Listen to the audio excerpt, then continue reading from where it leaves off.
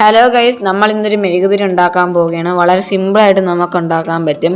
ആകെ ആവശ്യമുള്ളത് ഒരു ഓറഞ്ചും പിന്നെ കുറച്ച് എണ്ണയുമാണ്. ഗൈസ്, ഒരു ഓറഞ്ച് എടുത്ത് അത് രണ്ടായി മുറിക്കുക. അതിനുശേഷം അതിൻ്റെ അകത്തുള്ള ഫ്ലഷ് പാർട്ട് നമ്മൾ റിമൂവ് ചെയ്ത് കളയണം.